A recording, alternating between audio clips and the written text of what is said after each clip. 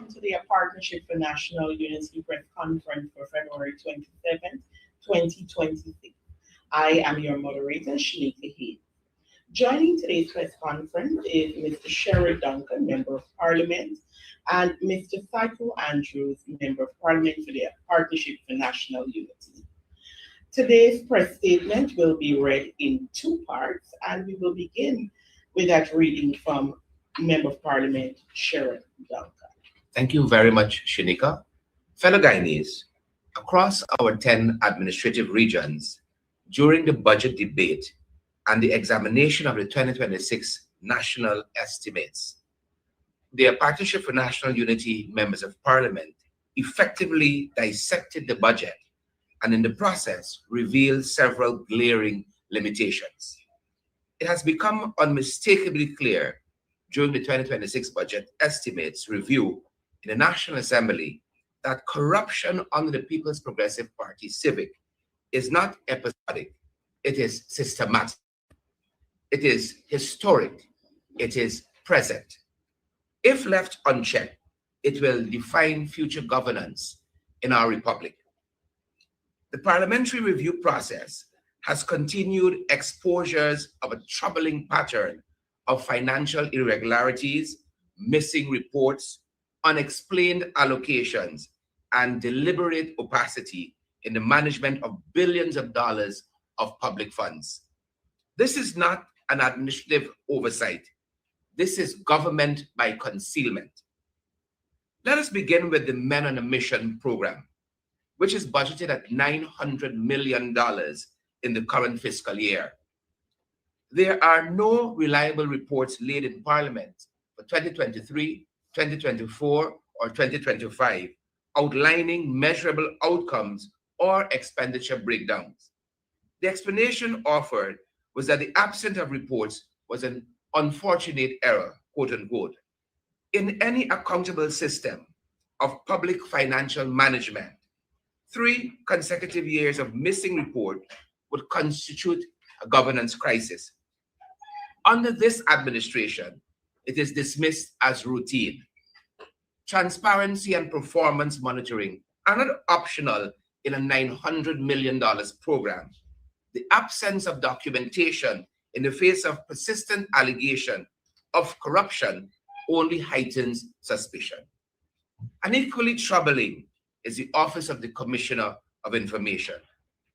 The Commissioner receives a $35 million compensation package annually, and yet for over a decade, no required reports have been laid in the National Assembly as well. 10 years of non-compliance is untenable. This is not a clerical lapse. It is a structural breakdown in statutory accountability. The very office that is tasked with facilitating access to information, they operate without transparency. And at the same time, members of the public, the government owes approximately $100 million to Stabrook News. The Prime Minister could not identify a specific budget line item to settle this debt and merely indicated that it would be paid within the fiscal year without a specific timeline. The state pays $35 million annually for a commissioner of information who does not report, yet fails to promptly settle its legitimate obligations to independent media. This is not merely financial mismanagement, members of the public. It is information control. This is not merely financial mismanagement, I repeat. It is information control. It weakens the media's independence and undermines democratic oversight. Additionally, the state-owned media entities, including the National Communications Network, NCN, which are funded by taxpayers, provide extensive coverage to the government while denying equitable access to the parliamentary opposition. Corruption is not confined to financial theft alone. It extends to the manipulation and monopolization of information, as we've seen repeatedly in our country.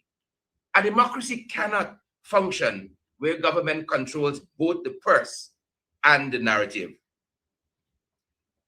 We wish to draw your attention as well to the glaring duplication at Maikoni, where a guard hut already completed has reappeared in the 2026 budget as a fresh allocation request. This is either gross incompetence or deliberate padding of the estimates. When completed infrastructure surfaces as a new budget item, it speaks to systematic breakdown in the project tracking and expenditure verification. Further, the Ministry of Agriculture has admitted that although $650 million has been allocated to the Mahaica-Maikoni Abari Agricultural Development Authority, only $1.7 million is earmarked to service $7.9 million debt owed in rates and taxes to the Union Narstegai NDC. This represents fiscal strangulation. We see the same thing in Georgetown, for instance. Fiscal strangulation of the local government organs by central authority. When the central government underfunds its statutory obligations to local democratic bodies, it undermines decentralized governance. Also, the situation of the Guyana Sugar Corporation, GAISUCO, remains emblematic of subsidized inefficiency. GAISUCO owes $2 billion to the National Insurance Scheme, and yet receives $8.4 billion in subsidy just this year. The Minister of Agriculture has conceded that the corporation continues to depend on state transfer and offers hope, he said, and optimism within a 5-year plan for justification. Corruption, as we have said, is not only theft. It is the repeated funding of failure without structural reform. Again, without structural reform, leaving workers long-term benefits like the NIS exposed. Likewise, the Ministry of Amerindian Affairs has allocated $500 million to commence construction on a 2-story hostel without detailed drawings and finalized plans, relying instead on preliminary sketches. This approach risks cost overruns, of which we have seen too much of over the last 5 years. It also risks stall execution and future supplemental requests. Infrastructure without finalized technical documentation reflects a disregard for procurement discipline. And finally, for my part, in the Gas to Shore project, the Prime Minister has admitted that initial soil testing for phase 1 was inconclusive and that additional testing will be required. Due diligence on this project is not secondary. It is not a secondary step in such a mega super infrastructure project. It is foundational. And with a national budget now approximately 5 times that of 2019, Guyanese expect rigorous execution, not patchwork connections after billions have been committed. I thank you. Thank you. MD Psycho Andrews. Good morning. The Public Works Ministry allocated $0 to subsidize the Berbice River Bridge, despite the bridge being made toll-free in 2025 August. Simultaneously, the government announced its intention to purchase the bridge from private operators, even though ownership is scheduled to transfer to the state at $0 in 2027. The rationale for accelerating purchase by 1 year remains unconvincing. The optics of directing public funds to private stakeholders ahead of an already agreed transfer raises legitimate concerns about beneficiaries and fiscal prudence. The same ministry allocated $1.5 billion to subsidize the Transport and Harbor Department, yet no specific allocation was identified for fuel and lubricants, despite the MV Hercules consuming over $73 million in fuel during the 2025 fiscal year. When pressed on operational contract costs for the vessel, the minister avoided direct answers, citing only an early operational estimate of approximately $400,000 per day, which annualizes to roughly $146 million. He simultaneously confirmed that a separate contract exists. The absence of clear contractual disclosure in the context of substantial public expenditure is unacceptable. In another major project, 19.6 billion Guyana dollars is stated as a project cost. 15.8 billion is awarded as a contract sum to Caribbean Green Builders, yet 16.6 billion has already been dispersed. The ministry failed to clearly distinguish between the overall project cost and the contract value. When billions are allocated, contracted, and disbursed without clarity, the public is entitled to suspect fiscal indiscipline or worse. Regarding the proposed Corentyne River Bridge, linking Guyana to Suriname, the Minister of Public Works failed to articulate Guyana's stake or outline dispute resolution mechanisms, stating only that no issues has arisen during discussions. Bilateral infrastructure of this magnitude requires defined legal frameworks and risk-sharing arrangements. Absence of clarity today may translate into asymmetric obligations tomorrow. Finally, the APNU notes the serious public allegations raised by contractor Jackson Nevins concerning Osororo Secondary School project, including claims of improper financial demands, non-payment for variation, and intimidation. These allegations reportedly include supporting messages and photographic evidence.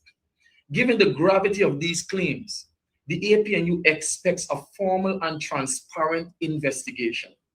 Pending such investigation, the minister implicated should be relieved of duties to preserve institutional integrity. What emerges from the 2026 budget estimates is a consistent pattern. Missing reports, duplicated allocations, unexplained disbursements, underfunded statutory obligations, subsidies without reform, incomplete due diligence, and opaque contracting. This is not an isolated flaw in one ministry. This is a governance architecture designed without robust accountability safeguards. The PPP's record demonstrates that corruption is not a relic of the past. It persists in the present through budgetary manipulation and informal control. If allowed to continue unchecked, it will shape the future of public finance in Guyana. Oil revenues have expanded our fiscal capacity dramatically. With expansion must come strengthened systems of oversight. Instead, we see weakened transparency and normalized irregularities. APNU remains committed to defending parliamentary oversight, demanding full disclosure of public expenditure, protecting independent media, ensuring that every dollar of the Guyanese people money is subjected to rigorous scrutiny.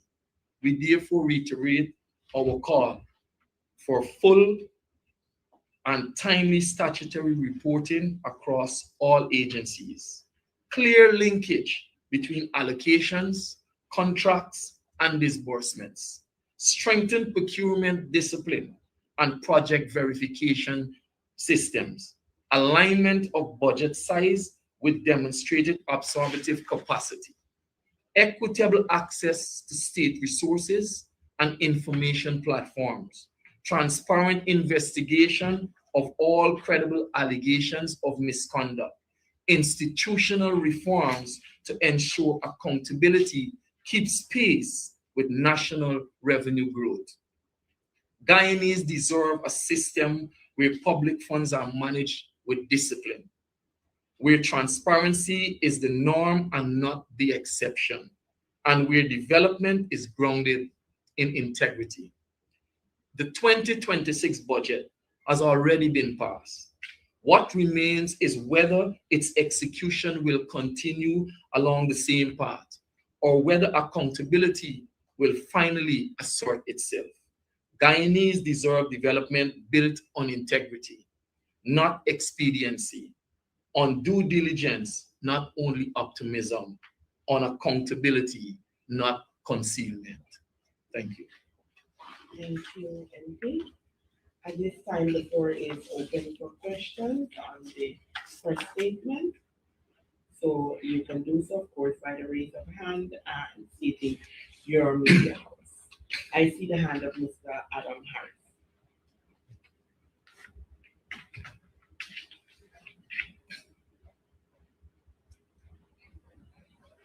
You are still muted, Mr. Harris.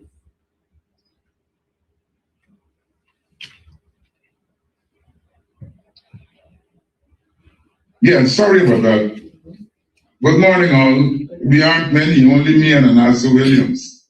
A couple of quick questions. One for Cheryl.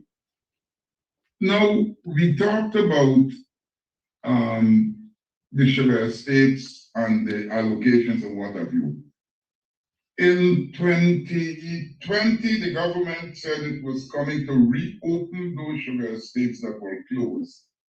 Is there any word on how many sugar estates have been successfully reopened over the past, 5 years, 5.5 years? Thank you very much, Mr. Harris. There is no official word, I think, save one sugar estate that was open. But whether it was 1 or 3, I think our subject MP, Shadows Sector Vincent Jordan, outlined clearly during the budget debates and scrutiny that the production has been consistently low, even when the government has revised its production target down 2 or 3 times in any given year. The production fails to rise to the occasion, and Gaisuko continues to underperform based on the amount of financial injection that the government has been given Gaisuko over the years. And one understands why it is doing this, but I think hard choices will have to be made sooner or later. One has seen the government has come to where APNU was on this issue, saying that they have to diversify and go into planting soya and other different crops on what was traditionally sugarcane lands. And so without saying right-sizing the sugar issue, they're slowly coming to where we have always been on the reality of where sugar is. But I think it's because they have recognized too that sugar has consistently been underperforming. But I have no doubt that our colleague Vince Wright Jordan is going to, in the coming days and weeks, be speaking more on this subject matter. So another question, please. I also noticed that prior to 2020, GPL, Guyana Power and Light, had actually been operating with a surplus. Now, this budget, I think GPL, I forget how much $billion the government is putting into GPL. And while these things are being highlighted, my question is there nothing that the opposition can do to put the government's back against the wall to really justify this wanton expenditure that's going on? Well, I think ultimately, the Guyanese people are going to be the judge of the performance of an entity like GPL. But what are the facts? The 2024 Public Utilities Commission report told us that when set against the benchmarks, 8 benchmarks, power, production, and a number of other things, we failed 9 benchmarks. We failed 8 of 9. We keep hearing about this excess capacity and all of that, but the proof of the pudding is in the eating. It's in the number of blackouts we continue to have on a daily basis, even though they continue to say, but all of this capacity they have had. Any Guyanese family encounters 2 or 3 episodes of blackout in any given day. And that is the fact of the matter. We quizzed the subject minister, Deodat Indar, for instance, on LETEM. They said when Kumu Falls came online on the grid, when Moka Moka came on the grid and the solar energy mix came on the grid, they would have had a reduction in the cost that the folks in Region 9 pay for electricity. And to date, with all 3 online, still the folks in LETEM are still paying the same cost. Now, the minister would only respond to say that whenever the head of state makes a decision about the reduction in cost, it will be communicated. The promise has not been fulfilled. And so it behoves any Guyanese to sit down and think and hope that when the Gas to Shore project comes online, we're going to have a 50% reduction. What we're seeing with our naked eyes, they've gone back on their word. And so we're not hopeful. They keep saying again, quite recently, that they have all this excess capacity, but we maintain the number of blackouts Guyanese face on a daily basis. This is households and businesses. It's very, very telling. And the fact, when you look at some of what they have removed, even VAT from generators and so on, I mean, come on, the facts are staring us in our faces every single day. Adam, I want to add to what MP Duncan is saying. GPL, at the end of the day, the Guyanese people definitely will have to hold GPL accountable. One of the first things we have to be able to bring to the fore is the fact that during the APNU time, Minister Patterson purchased brand new generators. GPL has been behind on anticipating the needs, the generation needs, and being proactive on expanding that capacity. And so rather than follow what Minister Patterson was doing at the time, GPL sat, the ministers, they sat on, and they did not do what they had to do. And it only resulted in us getting a whole lot of more blackouts. What they end up doing too was, instead of paying one,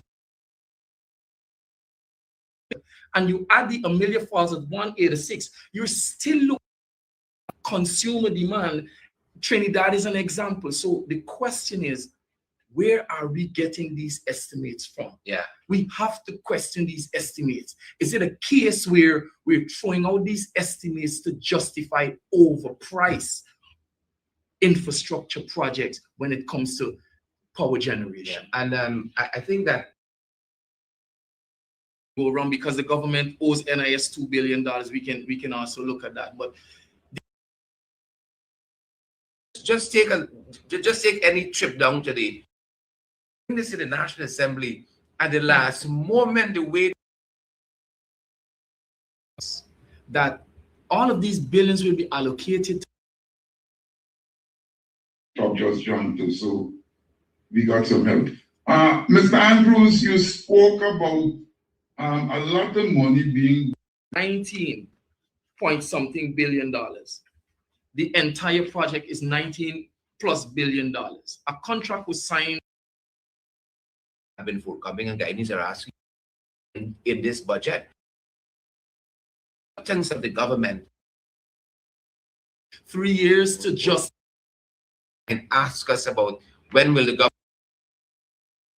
government, how 5 servicemen died in a helicopter crash in this country. But this is a government that don't like oversight, they don't like good governance, they don't like accountability. The Berbice Bridge investment, whatever remains, that it would be able to be solvent enough to honor its obligation to its contributors in terms of pension. But what I do know, and the NIS is a whole different, we can go wrong because the government owes NIS $2 billion. We can also look at that. But the accelerated acquisition of the Berbice Bridge, it can be, it really makes no sense at this point. But if you do pursue it, then it cannot be that we pay for the Berbice Bridge by anticipating that, okay, we're going to add a 10% on traffic, on bridge traffic, and then we're going to calculate that and subsidize that over the next 2 years. So we compound at 10% for 2 years.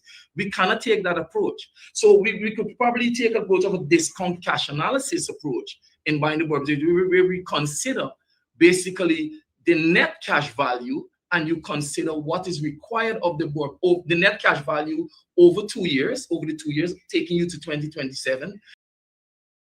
Factor in the maintenance schedule that the Berbice Bridge Company is obligated to adhere to. Now, if that maintenance schedule is not honored, then we have to factor in what it would cost to honor that maintenance schedule, because it makes no sense we purchase a bridge in 2026, which is supposed to come to us free in 2027, and we're saddled with all the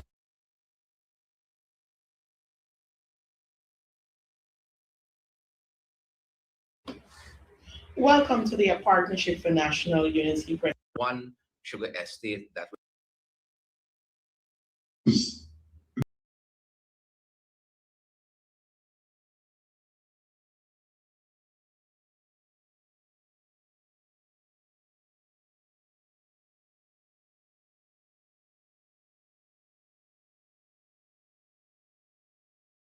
biggest investors.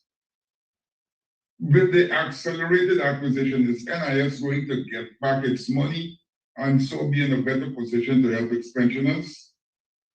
Well, I'm not sure that even if NIS gets back it's what is due to it from the Berbice Bridge investment, whatever remains, that it would be able to be solvent enough to honor its obligation to its contributors in terms of pension. But what I do know, and the NIS is a whole different, we can go wrong because the government owes NIS too. We can also look at that. But the accelerated acquisition of the Berbice Bridge, it can be, it really makes no sense at this point. But if you do pursue it, then it cannot be that we pay for the Berbice Bridge by anticipating that, okay, you know, we're going to add a 10% on traffic, on bridge traffic, and then we're going to calculate that and subsidize that over the next 2 years. So we compound at 10% for 2 years. We cannot take that approach. So we could probably take an approach of a discount cash analysis approach in buying the Berbice, where we consider basically the net cash value, and you consider what is required of the board, the net cash value over 2 years, over the 2 years, taking you to 2027. And you also have to be able to factor in the maintenance schedule that the Berbice Bridge Company is obligated to adhere to. Now, if that maintenance schedule is not honored, then we have to factor in what it would cost to honor that maintenance schedule, because it makes no sense we purchase a bridge in 2026, which is supposed to come to us free in 2027, and we're saddled with all the maintenance costs that the bridge company is contractually obligated to honor.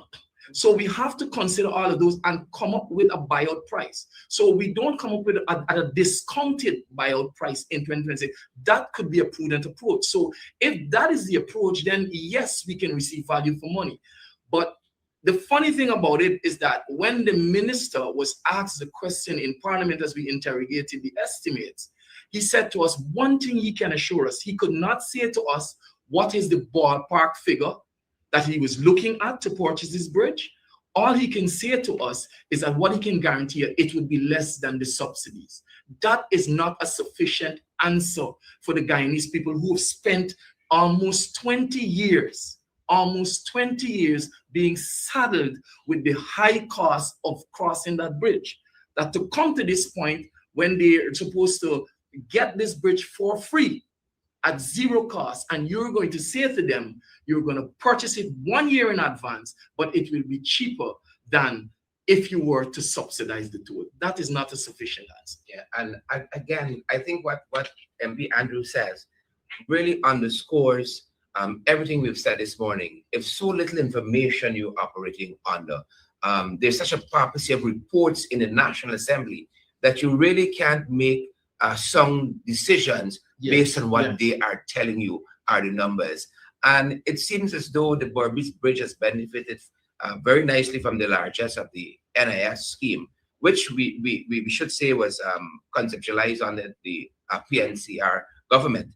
But when you look at the infrastructure of NIS itself, as an organization, as an entity, it leaves much to be desired. Just take any trip down to the main office in Brickdam, and the kinds of investment that has been made in an entity like the Berbice Bridge really has not, as Saiku said, accrue to the shareholders of NIS, which is us, the people who paying the money to NIS every single month.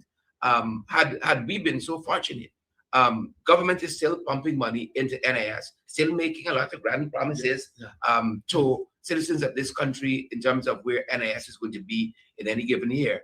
And we always seem to fall short, especially in this period, and Saiku as an economist could tell you this, where there's a tremendously high cost of living and food inflation is through the roof. Who needs it most than those people who have contributed to NIS over the years and should be getting the return now on that dollar? We don't see a connection with that and this wholesale of the buying of the Berbice Bridge. And I dare say, to spring this in the National Assembly at the last moment, the way the government did, to avoid the kind of intense scrutiny that would have accrued to the subject matter, had, for instance, the finance minister said that in his budget presentation, and then we had 2 weeks to look at this issue. But on the very end of the scrutiny process, to have foisted this on the nation is very telling, very telling. Thank you. The floor is open as well for any other questions outside of the press statement. All right. Now, I'm not at home, but I was able to follow the budget debate. And I noticed a disconnect in the opposition benches. There wasn't a concerted effort to pressure the government. So the government got away with a lot of things. Is there likely to be an effort for us to have a concerted opposition, or is Win going to go out there believing it can do it alone and what comes to do? Thank you, Adam, for that question. Now, when I was reading law, you had a concept, I hope I'm correct, called mens rea.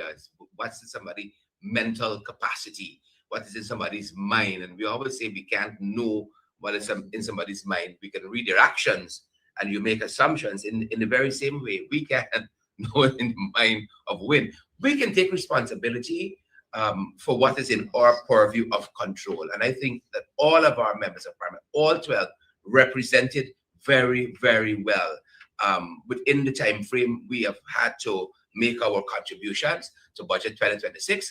And I have no doubt as a political party, as a coalition, as APNU and as PNCR, we will continue to make overtures for a unified front when dealing with budget or any number of issues in the National Assembly. I have no doubt that will continue. Whether those overtures will be welcomed by Win, I think when Win has their press conference, maybe that's a good question to put to them. Thank you. Any other questions? It's your day, Mr. Harris. It's your day. Go ahead. I'll tell you. I see Anasa has posted a question in the chat. Perhaps we can take it. Okay, let me just check on that 1 second. Okay, so we have a question from Ms. Williams, who I believe is Kaitra News. Mr. Andrews, from an economic standpoint, where do you see Guy Sukkot by the end of this term in office if government continues down the path of pumping money with the cooperation not meeting targets? I do not believe that Guy Sukkot will be turned around. I don't believe that success, the way how the government wants to sell it, will come to Guy Sukkot, because there's a lot of gaps in the government program, in their approach to Guy Sukkot. Now, the minister comes to the National Assembly and says to us that all of these billions will be allocated to Guy Sukkot, and he is hopeful. And I said, we cannot be hopeful after allocating billions of dollars in 2026, that a turnaround will happen by 2030. We have to be firm that our plan, that our strategic plan and our strategic direction will bear fruit by 2026. I am not confident about this, about the turnaround of GAISUCO. But if we do get it, we appreciate it. Here's the thing about it though, with GAISUCO. When you talk about GAISUCO, I personally believe, this is me, I personally believe that the government plays sugar workers as a political pawn. And so if you really care about GAISUCO, then you would strategize in a way that right sizes the industry, takes care of those persons who might not necessarily continue. Because we support sugar workers. We understand the impact that GAISUCO has on the village economy, on exchange rate, all of those things. We support them. But if you truly care about the industry, you will want to see it profitable. And so you will make the necessary strategic decisions. It doesn't mean that you make these decisions to right size GAISUCO at the expense of sugar workers. You can find ways to ensure that sugar workers have a future beyond GAISUCO. Right? And so, with GAISUCO, this loss-making entity continues, it's recurring all the time. The thing about GAISUCO also I want to point out is that for every 10,000 tons of sugar we export with GAISUCO, we literally transfer $5 billion Guyana dollars to foreign buyers. Because it is not a case that all of the sugar that is produced by GAISUCO, even though it's loss-making, it is consumed by Guyanese and Guyanese businesses. We export this loss. So we actually transfer our funds. That's the way I look at it. We transfer this fund. And that has to come to an end. Can it happen? Yes, but it needs prudent management. It needs honesty. We must approach GAISUCO with honesty, and we must not hold sugar workers as political pawns as we move in that direction. So I look at it, we transfer this, and that has to come to an end. Can it happen? Yes, but it needs prudent management. It needs honesty. We must approach GAISUCO with honesty, and we must not hold sugar workers as political pawns. Mr. Harris, you had another question, sorry. Yes, I do, and I see my friend Mark Benchtop just joined too, so we got some help. Mr. Andrews, you spoke about a lot of money being disbursed to a contracting firm. I didn't get all the figures, and whether this money was in excess of what should have been transferred. Can you help me here, sir? We're speaking about the government buildings, green build. So that it was in your opening statement. Yes. So that contract, let me get the information so that I don't miss. Green Builders. That contract is for the headquarters of headquarters. Yeah, at Hague Bosch. Yeah, at Hague Bosch. Public Works new headquarters at Hague Bosch. Yeah, that contract is for 19 point something billion dollars. The entire project is 19+ billion dollars. A contract was signed with Caribbean Green Builders for 15.8, but so far we've dispersed about $16 billion. But there was so the minister was questioned on this. How is it that Caribbean Green Builders signed a contract for 15+, the building is halfway there, it's not even halfway there, just the superstructures up so far, we've already dispersed for 2026, we're going to be dispersing almost $16 billion. There's no clarity as to how this fund is allocated. Where does the rest of the money go? You cannot just say, oh, it goes to consultants and other jobs.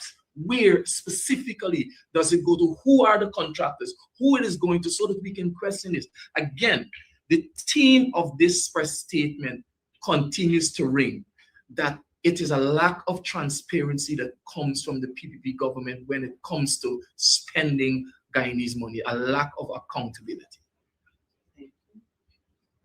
The floor is still open for questions as well off of the press statement.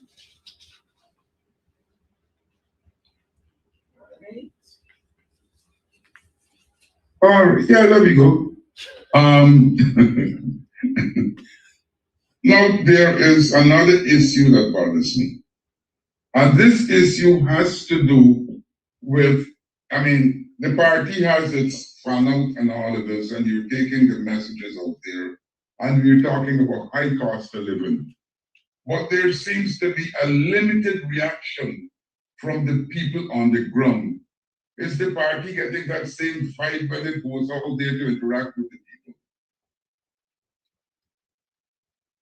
Adam, I don't know, limited reaction, what does that mean? But I think Guyanese people continue to feel the harshness of the high cost of living in this country on a daily basis. And that is why, for instance, you had all of the furore about Christmas cash grant, and that has not been forthcoming. And Guyanese are asking every single day, now that we have agreed that the cash grant money is in the 2026 budget, when is that forthcoming? People consistently ask that. So I don't think we aren't getting the reaction that we want. People are very concerned in the marketplace out there, how things are going up every single day in this country.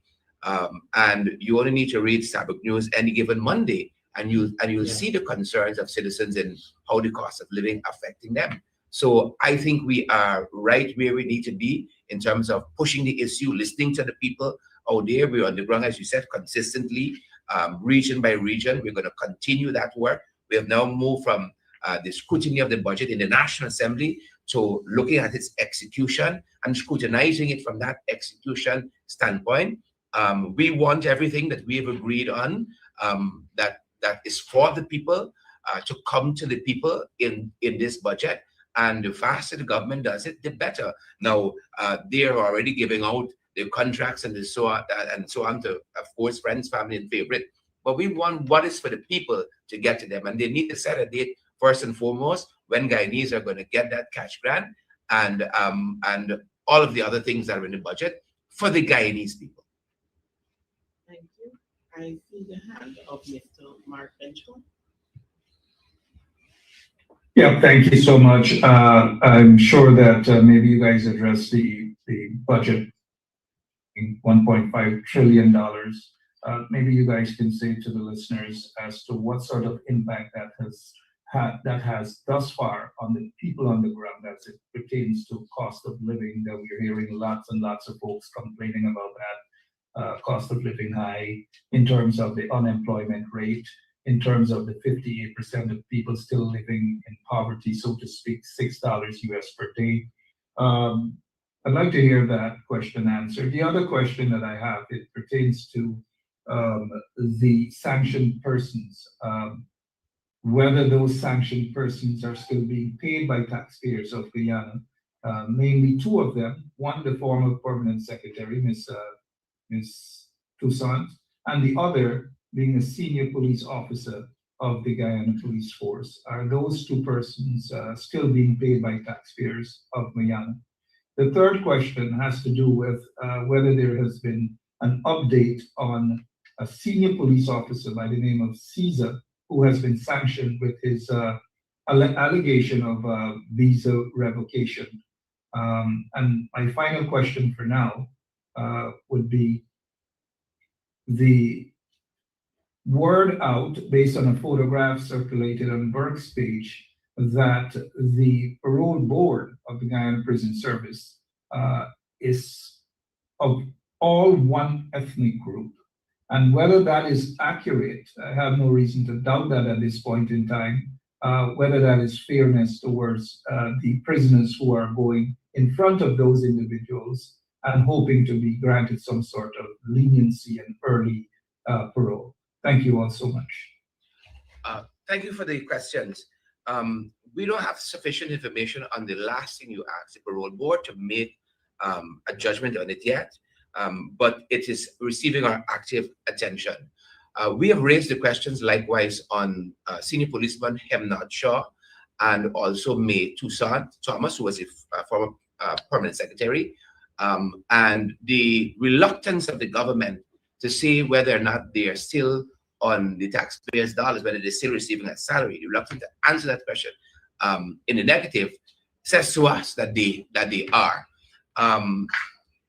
The other issue concerning Mr. Caesar, that is a matter that there are questions before the National Assembly as we speak to the minister on that subject matter, asking for all of the circumstances surrounding the alleged visa revocation. That we are looking forward to getting some information from the minister on the floor of the National Assembly on, and quizzing her on some other issues, some allied issues as well, as it concerns that. And I want to leave the budget and the cost of living issue for a second. MP Andrews. Yes, on the budget list, I said in my presentation that this budget is a budget of sand, stone, and cement. Over 50% of it goes to infrastructure. And so the president dismisses the notion that people say you can't eat road. And he has this whole argument about it. But they were at one time saying to the APNU that people cannot eat road. Now I say to the government, people cannot eat roads. People need jobs. There's no supply of up-to-date data with regards to unemployment, youth unemployment. There's no data, but the people continue to feel the squeeze. As MP Duncan said, when you hear a people are up in arms about $100,000 cash grant around Christmas time, you know that things are bad. You don't have to even have data to prove that. The proof is in the pudding, and what the people are saying. You look at the Starbucks News article on the cost of living. It's expressed there daily. So we don't see this budget. There are some measures in this budget that we agree with, but for the most part, when it comes to cost of living, there's no measure in this budget basically to alleviate poverty and to address cost of living. You give $900 million to Men on Mission. We do not know what are their targets, what is it they're gonna what they've achieved in the past 3 years to justify the expansion of that program. We have no data to suggest that we should contract that program. We don't have that. But when it comes to poverty alleviation, there's a line in the budget for just about $100 million. Now, think of the contrast. You're giving Men on Mission 9 times more than you're putting towards poverty alleviation. And that in itself speaks to the government's approach and a willingness to address poverty and to address cost of living of the Guyanese people. It is yet to be seen, but a time will come. You say sometimes, a time will come and the Guyanese people will have to make a decision as to who they think is best able to manage. We're going to continue to push these issues to the fore and continue to educate the Guyanese people. And we're hopeful that at the end of this, they will make a decision and give us the opportunity, as in the APNU, to really run the affairs in a prudent manner of this country and allow every Guyanese, especially the 50+% that is in poverty, to move from the bottom to the middle. Yeah, and I think a lot of it, our temperature that we're testing with this, again, is the people we talk to on the ground. Whether it's the hinterland, it's the Mazaruni, up and lower Mazaruni, it's Region 9 that we've been to for the year already, and we plan to go back there. Whether it's Region 7, it's Region 10. We talk to people in the National Capital City in Region 4, and that is a constant thing they keep articulating.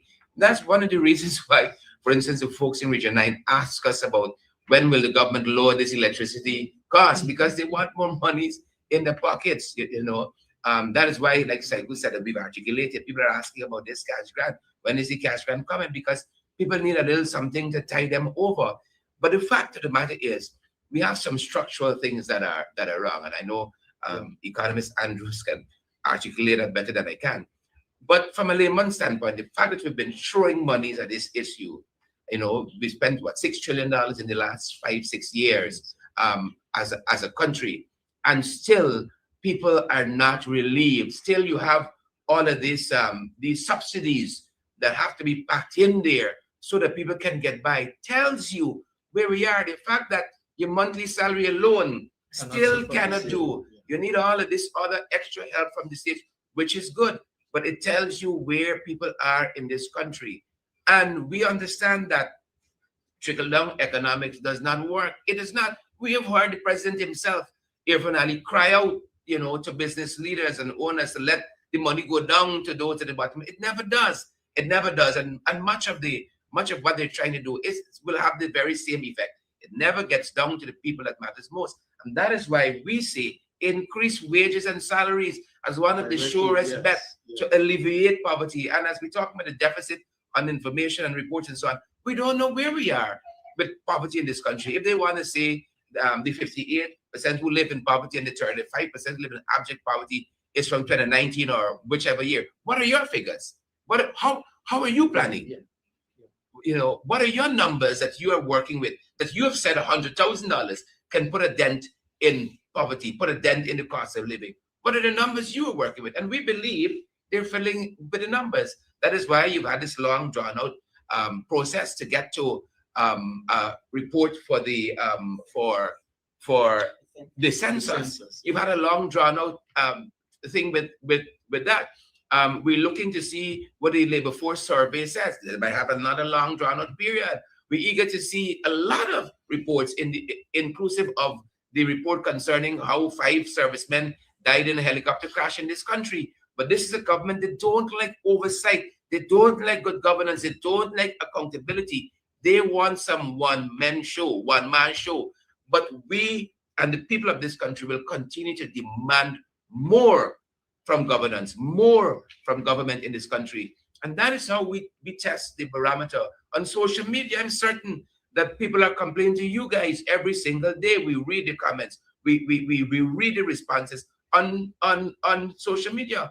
When a squatter has such a viral reaction on social media, pleading to the government, pleading to the authorities to treat the people of this country with due care, to fulfill its promises. It went viral. That squatter from just beyond the Ogle airstrip there in Cummins Lodge, because people can identify with what he's saying, and people are getting a hard time in this country. How can you ask a squatter to pay $1.2 million as land, $1.7 million, $700,000? There's a reason why people are squatting in this country. It's because of that high cost of living. People cannot afford rent.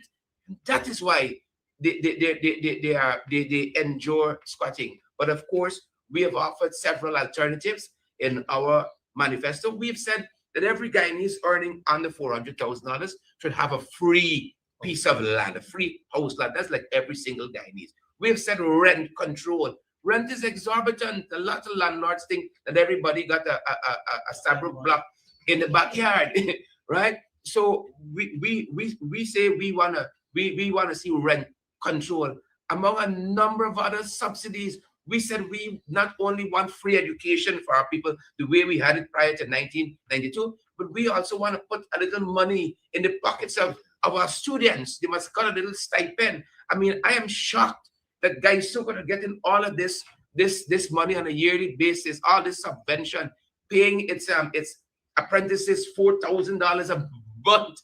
I mean, come on. So when we gauge all of these things, when we gauge this dashboard, and there's so many other issues we can put in it, we understand that the cost of living in this country is very, very exorbitant, and we have to bring relief to our people. And I think our people are going to decide it for themselves very shortly when we go to the polls again. Thank you. Thank you so much. A final question as it pertains to the lashes that PPP, some of those PPP operatives have put on the former leader of the PNC. One such person, a good friend of y'all, I know y'all ran into him on March Day, Mark Phillips, spoke about these sort of derogatory things about the PNC, about supporters of the PNC, and about Guyanese in general. Now, my question is not whether you have witnessed Mr. Phillips' evidence of him having white mouth. I wouldn't ask that question, neither would I, be derogatory. I'm just asking specifically, the question about his disrespect to PNC and PNC supporters, and by extension, Guyanese. Any such disrespect is untenable. Any such disrespect, and we've said it. We've said it to the Prime Minister Mark Phillips that you've hated Burnham so badly that you decide you're going to join the army and let Burnham be your commander in chief. You hated his policies and so on so bad that you were eager to join the army and spend your life in the army of this country. And for a significant portion, the executive president Lyndon Forbes Sampson Burnham was the commander in chief. You hated Burnham so badly, you decided you're going to live for a very long time in Lyndon, of all places. You a tongue that is synonymous with Lyndon Forbes Sampson Burnham. You despise his policies and you despise him as a person so badly. But we understand what Mark has to say to earn his keep. We understand that. But when you look and you test, you find him wanting. The very last time we run into Prime Minister Phillips, as you alluded to, was Mashimani. Mashimani as a national celebration was founded, was started, was birthed under the People's National Congress reform. You hate it so badly, and here you are being part of that celebration. And so it's always with the PPP that they talk one thing, but the actions are vastly different. But we understand what it will take to bring this country back on the right track through sound economic policies. I don't think you would have a right-thinking Guyanese who would argue that the People's National Congress reform and the Party for National Unity has had a superior manifesto in its policies, so much so that, again, you hate Burnham and you despise Burnham and his party, but you achieve this slogan, putting people first for your national budget. I mean, this is an odd way to show it to me. In my opinion, you see, when the PPP and specifically PM Phillips cannot match the record of Forbes Burnham, they resort to these derogatory statements about white mouth and all of these things. You cannot dismiss the accomplishments of Lyndon Forbes Sampson Burnham.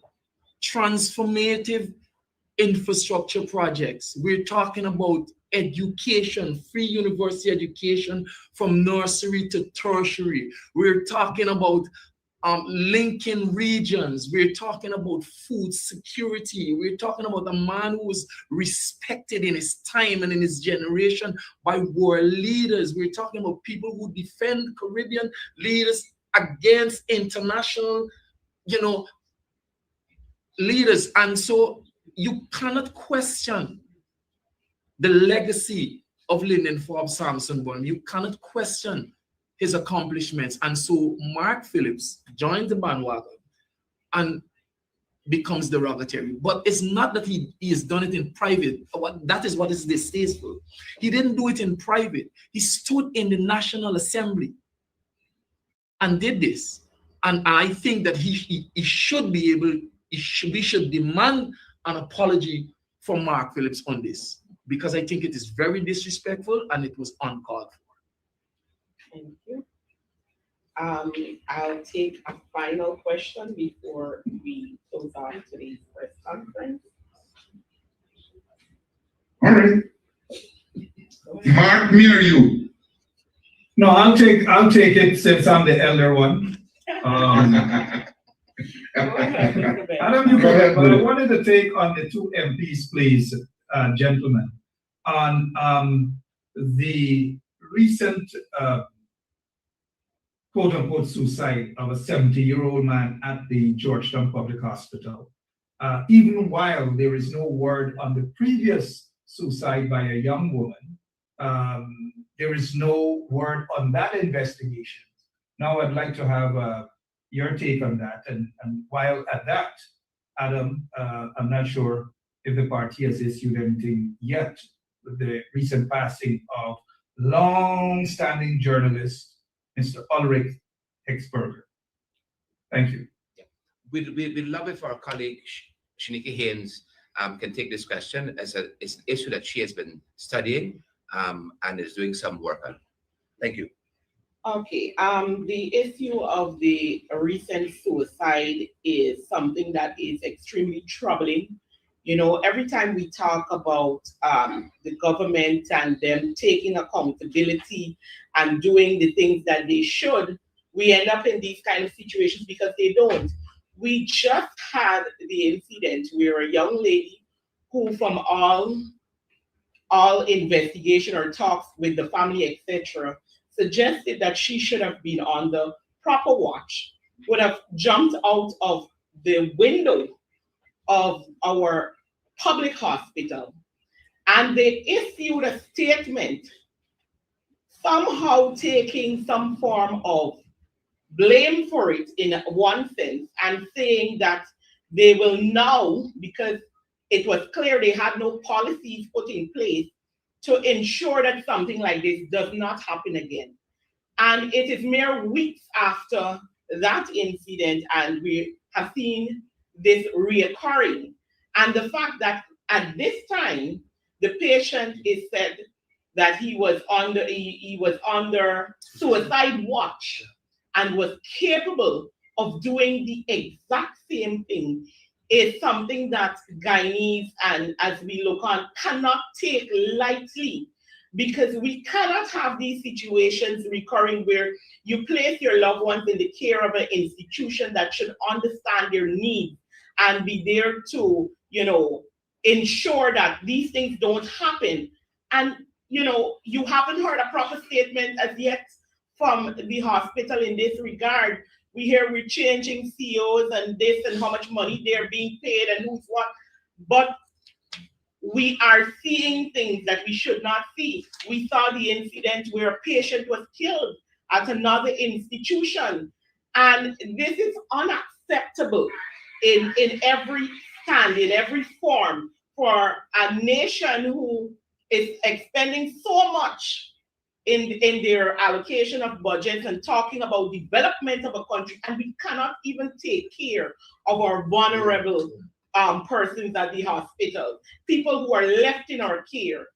And we have to take a stand on this, and we have to be calling for the resignation of persons who are responsible, and for there to be a thorough investigation, and those responsible, that consequences should follow, because these things continue to reoccur because there are no consequence to action in these matters. And at this stage, we call strongly on the government to, one, ensure that a thorough investigation happen on this recent matter and the other two matters that I just listed, and that those responsible should be brought in and consequences should be met for what has not been done, because it is a responsibility of those institutions to take proper care of the persons put in their care. And I believe that we have to see something happen. I mean, it's simple. You have a budget that is so large. You have this incident. We haven't talked about installing maybe a grill or something at these windows to ensure someone who's on suicide watch. So I do believe we have to take a strong stand on this, and the persons responsible for allowing this to happen for a second time at Georgetown Hospital should be held accountable in this matter. Please don't run away yet. They got one other thing, one other issue that I think you should address. Now, I read about a 14-year-old mother dying after giving birth at the hospital. With all the social services, why was there no charge of rape when this girl was found to be pregnant? What did the hospital do? They thought, I see some postmortem said she died of anemia and all of this. Wasn't she monitored? So, if I may, on this question as well, again, we're talking about institutions that should be looking in. Now, she delivered at the age of 14, and I do not understand how is it that a young lady under the age of 16 would have given birth to a child. You do not hear where the welfare would have stepped in, whether they found the person who would have impregnated her or not. She should have been referred to a welfare officer who should have been making checks at that home to really see what's happening and to keep check on that young lady. That in the case of her dying from what the postmortem is saying is something that could have been caused simply because proper care has not been given to her in the home. And again, we come back to issues. We don't know whether the family was able to provide the correct nutrients for her, because cost of living is really tearing families up. So there are many issues that could have caused or led to her death in this case, but those institutions that are set in should have been following up in this matter to ensure that this young lady's life could not have been lost the way it has been. And again, this is the government taking responsibility for the institutions and the responsibilities that they should when it comes to these situations. There is no way that the welfare system should have not been making regular checks on this young lady due to the circumstance in which she went to the hospital and she delivered a child at the age of 14. So again, we have to call on persons being held responsible. I want to hear a statement from the welfare department, whether they were involved or not.